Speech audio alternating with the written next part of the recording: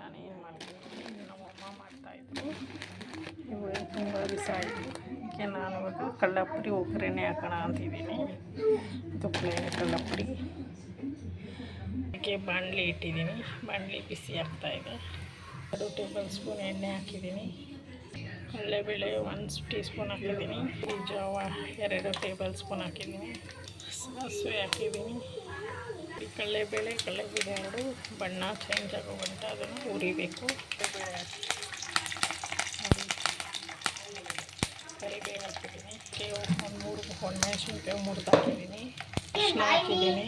Mix ಆಯಿತು. ಇವಾಗ ಕಡಲೆಪುರಿ ಹಾಕೋಣ. ಪುರಿ ಹಾಕಿದ್ದೀನಿ. ಸ್ಟವ್ ಆಫ್ ಮಾಡಿದ್ದೀನಿ. ಇವಾಗ ಮಿಕ್ಸ್ ಮಾಡೋಣ. ಸಂಜೆ ಟೀ ಟೈಮಿಗೆ ರೆಡಿ ಆಯಿತು ಸ್ನ್ಯಾಕು.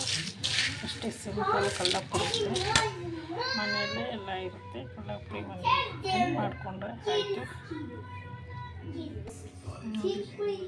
ಸಂಜೆ ಸ್ನ್ಯಾಕ್ಗೆ ಟೀ ಮತ್ತು ಕಡಲೆಪುರಿ ಒಗ್ಗರಣೆ ರೆಡಿ ಆಯಿತು.